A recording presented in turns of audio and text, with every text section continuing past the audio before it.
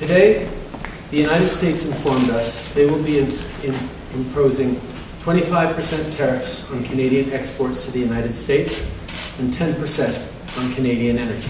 The announcement by Canada that all Canadian companies must shut down their production facilities in the United States and move operations abroad has sent shockwaves through the business and political spheres. This drastic move follows the return of Donald Trump to the presidency of the United States, bringing with him a renewed commitment to a protectionist trade agenda. Almost immediately after assuming office, Trump imposed sweeping tariffs on a wide range of imports from key American trade partners, including Canada, the European Union, and countries across Asia. The response from those affected was swift and assertive, with retaliatory tariffs implemented across the board, further escalating tensions and dramatically increasing the cost of international trade. Before we start, smash the like and subscribe buttons for more updates. Canadian companies, heavily intertwined with the American economy, found themselves in an untenable position. Many of these companies had spent decades building infrastructure in the U.S., capitalizing on geographic proximity, shared regulatory frameworks, and integrated supply chains. The imposition of tariffs disrupted these carefully balanced ecosystems almost overnight. Suddenly, goods moving in and out of the U.S. became prohibitively expensive, and operating within the country meant exposing businesses to financial volatility and reduced competitiveness in global markets. The Canadian government's mandate for its companies to withdraw from American soil represents not only an economic recalibration, but also a strategic repositioning. Faced with an unpredictable trade environment, Canadian officials determined that the only sustainable path forward involved divesting from the U.S. and redirecting investment to countries with more stable and reciprocal trade relationships. This policy underscores the growing recognition that reliance on the U.S. market is no longer a viable long-term strategy for Canadian enterprises. As the withdrawal begins, the logistics involved are staggering. Companies across manufacturing, automotive, technology, and resource extraction are rapidly dismantling operations, liquidating assets, and searching for alternative locations to re-establish their businesses. The process is not only costly but emotionally charged, as generations of business development in the U.S. come to an end. For many executives and workers, the sense of loss is palpable, exacerbated by the knowledge that this exodus is not the result of failed ventures, but of geopolitical friction. The ripple effects are being felt across both countries. In the U.S., thousands of American workers employed by Canadian firms are facing layoffs. Communities that once thrived on cross-border investment now find themselves confronting economic uncertainty. Real estate markets and industrial zones are being destabilized as factories close and office spaces go dark. Local governments, previously buoyed by tax revenues from Canadian-run businesses, are bracing for budget shortfalls and rising unemployment. From the Canadian perspective, the decision reflects a hard-nosed realism. The government, under mounting pressure from industry leaders and economic advisors, concluded that survival depended on diversification. Tariffs made it impossible for Canadian products manufactured in the U.S. to compete globally, driving up costs and slashing demand. By relocating operations to countries like Mexico, Vietnam, and Germany, nations not embroiled in the same level of trade hostility, Canadian companies aim to restore profitability and safeguard access to international markets. The sectors most heavily affected include automotive manufacturing, aerospace, consumer electronics, and energy. Automotive firms, which had long benefited from the integrated North American supply chain, are among the hardest hit. Components crisscross borders multiple times during assembly, a process now rendered prohibitively expensive by layered tariffs. Shifting production to countries with trade agreements favorable to Canada, such as the members of the Comprehensive and Progressive Agreement for Trans-Pacific Partnership (CPTP), offers a viable alternative, albeit one fraught with challenges. The aerospace sector faces a similar dilemma. Canadian firms that manufactured parts or assembled aircraft in the U.S. are relocating to regions that offer both cost advantages and access to skilled labor. However, moving such high-tech operations is no small feat, requiring significant investment, retraining, and adaptation to new regulatory environments. Still, the urgency created by U.S. tariffs has turned long-term contingency plans into immediate action items. Meanwhile, in the consumer electronics industry, Where margins are thin and competition is fierce, maintaining access to global markets without the burden of American tariffs is a matter of survival. Canadian companies are dismantling their assembly lines in the U.S. and shifting to countries with lower production costs and friendlier trade policies. In doing so, they aim to preserve their standing in the fiercely competitive international electronics market. Natural resources and energy companies are also realigning their strategies. While raw materials can still be exported from Canada, value-added processing and manufacturing are being redirected away from U.S. facilities. In some cases, Canadian firms are building new plants in Asia or Europe to ensure that downstream products remain competitive despite the upheaval in North American trade dynamics. This shift is not only economic but deeply political. It signifies a break in the decades-long assumption that Canada and the United States, bound by geography and shared interests, would remain inseparable economic partners. Trump's renewed America First agenda and the ensuing tariff war have upended that assumption. For Canadian policymakers, the current climate has crystallized the need for autonomy and strategic independence in economic planning. As companies begin to uproot and relocate, there is a broader realization that globalization is entering a new phase, one where regional alliances and ideological alignments may matter more than geography. Canadian companies are increasingly looking to allies that value open trade and multilateral cooperation. Investment is flowing into regions that offer predictability, mutual respect, and legal frameworks that support long-term partnerships. The impact on Canada's economy will be profound. In the short term, the transition will be painful, with disruptions in employment, supply chains, and revenue. However, the long-term strategy aims to create a more resilient economic structure, one less vulnerable to the whims of a single trade partner. By spreading risk across a broader network of alliances and markets, Canadian businesses hope to future-proof their operations against similar shocks. Yet, challenges remain. The cost of relocating is enormous, both financially and in terms of human capital. Companies must not only rebuild infrastructure, but also re-establish supply chains, negotiate new labor agreements, and adapt to different business cultures. The learning curve is steep, and mistakes could be costly. But the alternative, remaining tethered to an increasingly insular and combative American trade regime, has been deemed riskier still. This historic realignment is being watched closely by other nations grappling with similar dilemmas. Countries heavily reliant on exports to the U.S. are reassessing their strategies, wary of becoming collateral damage in America's renewed trade offensives. Canada's decisive action may serve as a model for how to navigate the emerging economic landscape, one marked by fragmentation, unpredictability, and rising nationalism. The cultural ramifications of this shift are also significant. For generations, the U.S. and Canada have enjoyed a unique relationship, part trade partnership, part sibling rivalry, and part shared destiny. The unraveling of that economic bond may strain the broader relationship between the two countries, creating space for misperceptions and mistrust to grow. It may also trigger a reevaluation of identity among Canadian companies that once saw themselves as part of the North American industrial fabric. In the legal realm, countless contracts, treaties, and business arrangements are being dissolved or renegotiated. Legal teams across both countries are scrambling to unwind joint ventures, settle outstanding obligations, and avoid litigation. This legal untangling is consuming resources and adding friction to an already complex process. Meanwhile, lobbyists on both sides are working feverishly to influence the next wave of trade policy, hoping to mitigate losses or carve out exceptions. Supply chains are perhaps the most delicate and affected component in this transformation. Over the past decades, businesses had optimized production across borders to capitalize on comparative advantages. A single product might involve dozens of cross-border movements before reaching consumers. Tariffs have disrupted that model, forcing firms to find new efficiencies or redesign products to conform to the new logistical reality.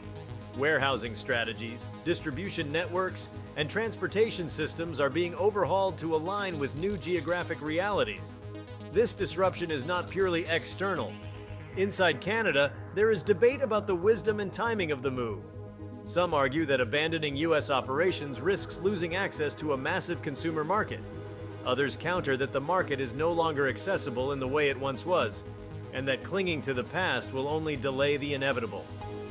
This debate is playing out in boardrooms, parliament, and across the media, reflecting the anxiety and uncertainty of a nation navigating uncharted waters.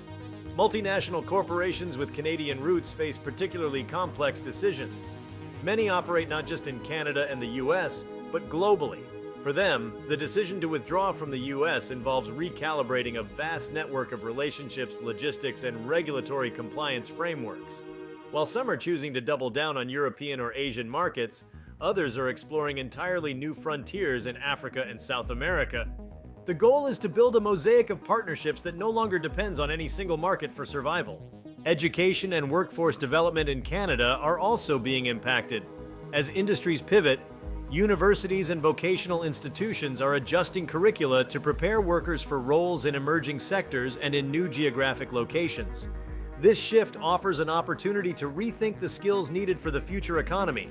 Digital fluency, cross-cultural competence, and supply chain agility are emerging as key competencies. Finance is another arena feeling the effects. Canadian banks, investment firms, and insurance providers are recalculating risk exposure. Investments tied to American operations are being unwound, and capital is being redirected towards safer or more strategic destinations.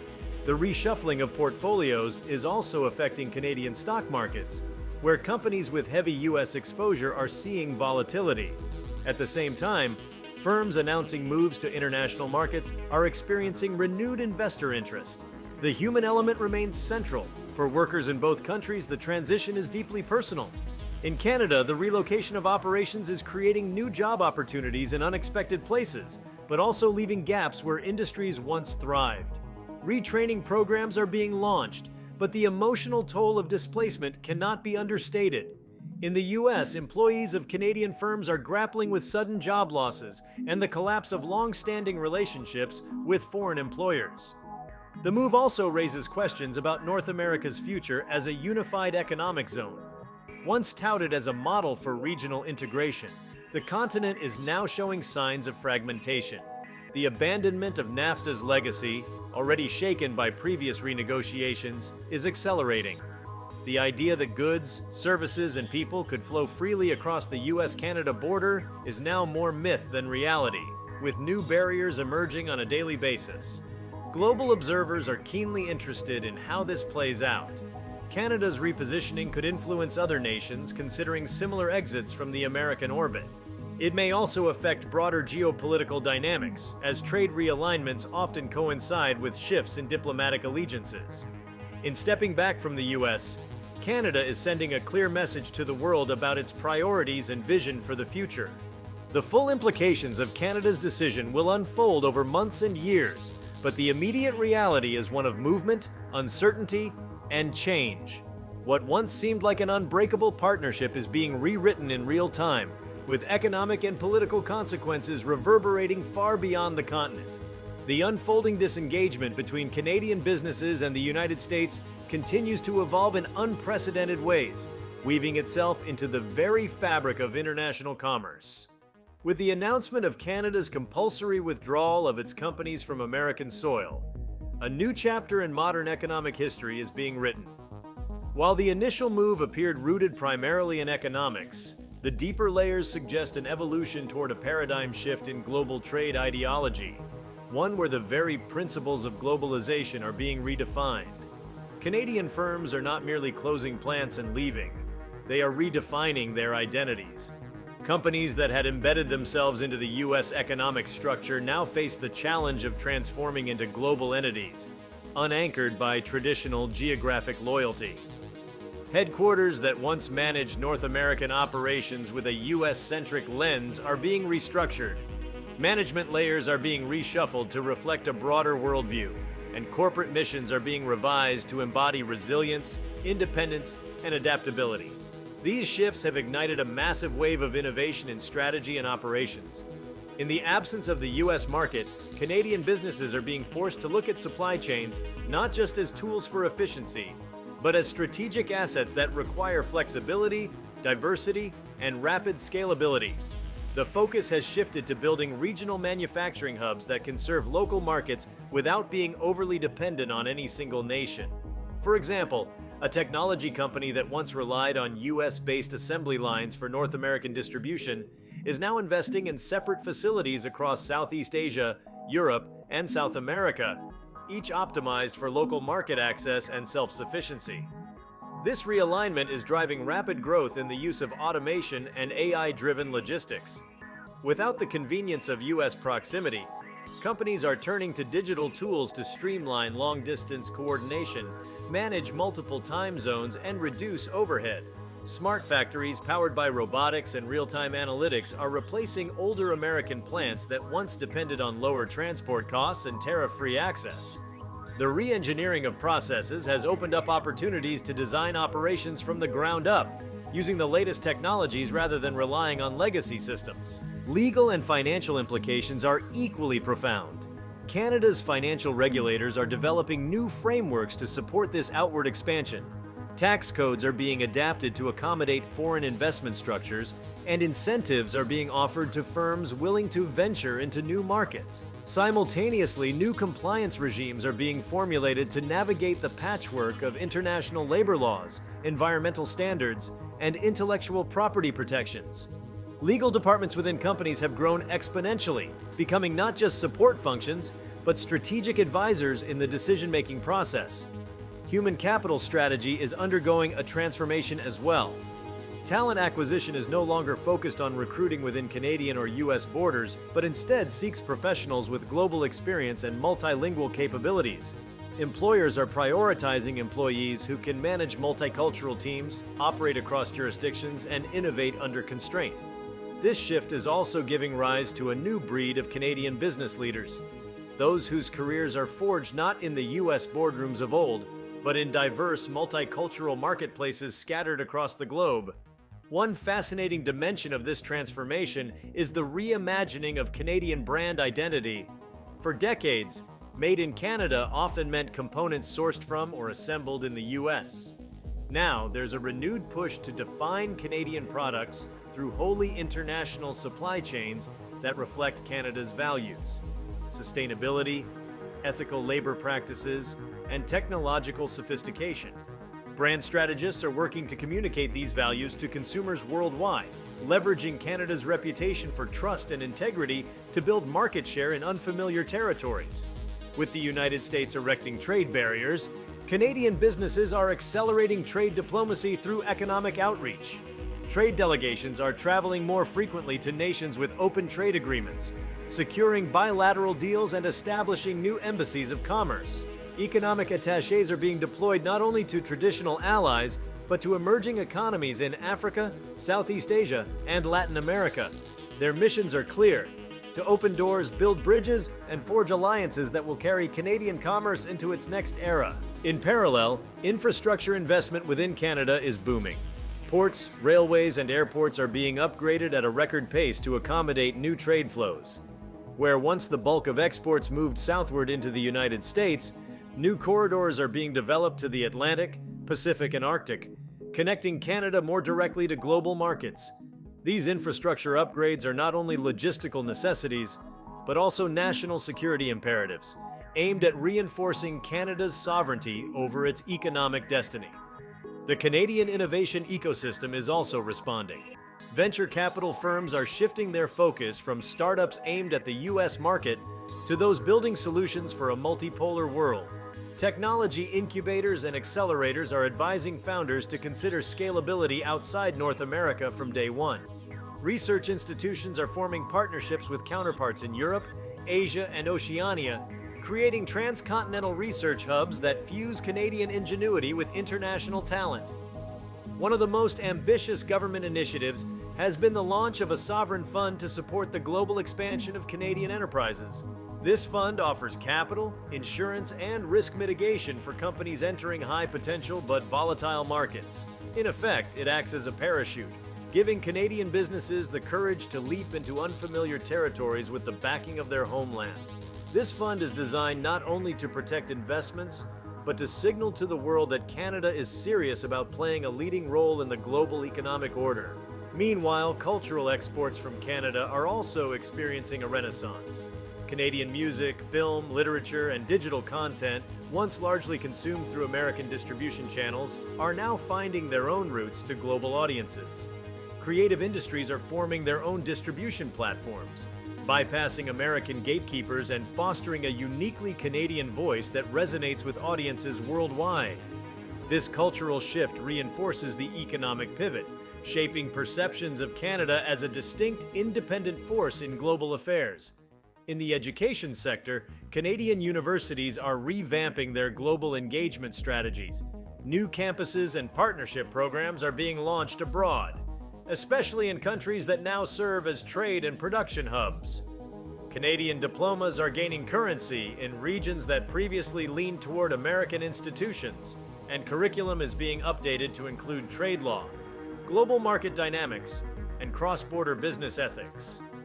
This education diplomacy is both a soft power tool and a practical response to the workforce needs of a new economic landscape. Even domestic consumer behavior is evolving. As Canadian firms exit the U.S. and reposition themselves globally, they bring home new influences in product design, pricing models, and customer experience.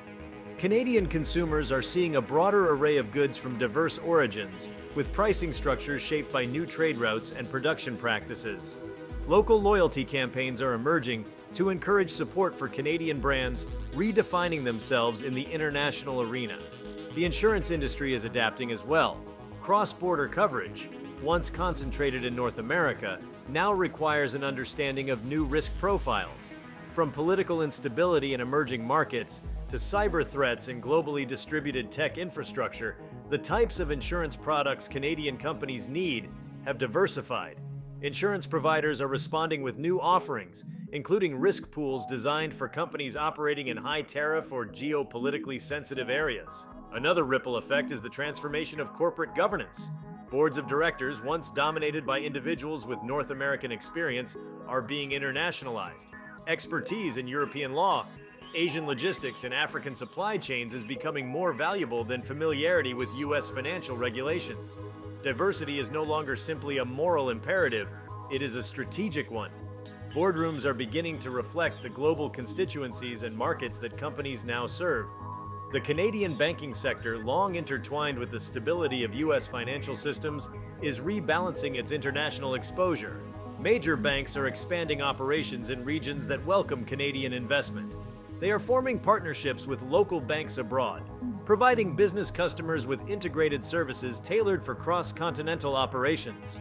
These changes mark a significant evolution from a system previously optimized for North American transactions to one capable of managing intercontinental financial complexity. In the realm of agriculture, Canadian producers are investing in new technologies to preserve their competitiveness outside the U.S. greenhouse infrastructure. Vertical farming and automated harvesting systems are being deployed to make Canadian food exports viable over longer distances. The same holds true for fisheries and forestry, where value-added processing is being realigned with new export markets. Packaging, labeling, and logistics must now adhere to different cultural expectations and regulatory standards, pushing producers to become more agile and responsive. Real estate markets, particularly industrial and commercial, are shifting accordingly. As companies leave the U.S., new economic clusters are forming within Canada and in strategic international locations. Cities like Vancouver, Montreal, and Halifax are witnessing an influx of investment as firms reposition their operations. Industrial zones in other countries, often overlooked before, are suddenly experiencing booms as Canadian companies seek new headquarters, data centers, and manufacturing plants. Environmental policy is playing a crucial role as well. By leaving the U.S., which has in recent years loosened several environmental regulations under certain administrations, Canadian companies are finding themselves more aligned with jurisdictions that prioritize sustainability. This alignment allows Canadian businesses to innovate in green technology and appeal to eco-conscious consumers around the world. Renewable energy, circular economy models, and net zero commitments are becoming core components of their global strategies. Cybersecurity is also taking center stage. With operations now spanning multiple legal and technological regimes, protecting sensitive data has become exponentially more difficult. Canadian firms are increasing investment in cybersecurity infrastructure and building decentralized systems to mitigate the risk of attacks. This emphasis is not only protective, but competitive, as data integrity becomes a key differentiator in international business. A surprising but important development is the role of the arts and humanities in helping Canadians navigate this shift. Scholars, writers, and artists are interpreting this historic transformation through literature, documentaries, and public dialogue. The national conversation has expanded beyond GDP and employment figures to include identity, purpose, and Canada's place in the world. Think tanks and policy institutes are organizing forums, inviting philosophers, economists, and citizens to engage in envisioning a post-American Canadian economy. As all of these threads converge, the story of Canadian corporate withdrawal from the United States is not one of retreat, but of reinvention. It is the story of a nation reasserting its independence, refusing to be constrained by the policies of a single neighbor, no matter how powerful. It is the narrative of businesses embracing complexity, of leaders leaning into uncertainty, and of a society willing to endure short-term discomfort in the pursuit of long-term resilience. The transition is far from complete. There are countless hurdles ahead, from currency fluctuations and bureaucratic entanglements to cultural misunderstandings and geopolitical flare-ups. Yet there is a sense that Canada is stepping into its own as a sovereign economic force, no longer merely the quieter half of a North American duo, but a distinct voice on the world stage. This seismic shift will define the next generation of Canadian business, policy, and culture. It will reshape the careers of young entrepreneurs, inform the strategy of future governments, and influence how Canadians see themselves in relation to the rest of the world. What began as a reaction to protectionism is now blossoming into a transformation as complex and compelling as any in Canada's modern history.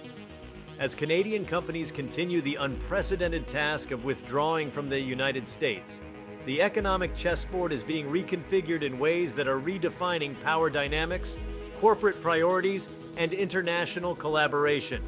With this shift gaining momentum, a multitude of complex, intersecting developments is unfolding, many of which stretch beyond immediate business strategy and spill into science, culture, diplomacy, and the philosophical foundations of capitalism itself. At the center of this transformation lies a crucial pivot. Canadian businesses are no longer simply seeking efficiency and market access, but also sovereignty and insulation from external political disruptions. The Trump administration's sweeping tariffs were the immediate catalyst, but the deeper underlying realization is that economic entanglement with a politically volatile partner poses existential risks. This recognition has spurred a fundamental reassessment of how risk is measured. No longer is it enough to account for traditional financial volatility. Companies are now actively building contingency into their DNA, designing structures that can bend without breaking when faced with geopolitical upheaval. This evolution is spawning new business models that prioritize decentralization. Instead of monolithic global headquarters or centralized production hubs, firms are adopting modular frameworks, replicable, self-sustaining regional nodes that allow for greater agility. A Canadian pharmaceutical company, for instance, might now establish one production facility in Brazil for South American distribution, another in India for South Asia, and a third in Eastern Europe. Each facility is built with local procurement and regulatory autonomy in mind, allowing operations to continue uninterrupted if trade flows with one region become obstructed. Another critical consequence of Canada's exit from US-based operations is the redefinition of value creation itself. In a hyper-globalized world, companies had largely been judged by metrics like shareholder value, market capitalization, and return on investment. The new environment demands broader performance indicators. Corporate value is increasingly being tied to strategic redundancy, regional loyalty, and contributions to national resilience. A company's ability to support Canadian employment, invest in local communities abroad, and maintain uninterrupted service across economic borders now holds as much importance as its profit margins. Emerging sectors are receiving heightened attention in this environment. Biotechnology, clean energy, rare earth mineral processing, quantum computing, and advanced materials are being prioritized, not only for their profitability, but for their geopolitical relevance. These sectors, represent the future of national competitiveness. Canadian policymakers are launching targeted initiatives to ensure that the intellectual property, manufacturing capabilities, and supply chains for these industries remain securely outside of U.S. influence. With so much in flux, the role of Canada's diplomatic corps has expanded significantly. Trade diplomats are evolving into economic architects, engaged in constant negotiation to shape the regulatory and financial frameworks needed to support this expansion. These officials are securing customs agreements, harmonizing safety standards, and facilitating cross-border legal recognition of patents and licenses. Their role is no longer just to defend Canadian interests, but to proactively build ecosystems in which Canadian companies can thrive across many jurisdictions simultaneously. If you like this video, please give it a like and subscribe to our channel. Also, leave your comments below and tell us, what are your thoughts on Canada's companies leaving the US? Expect more moves. We want to hear from you.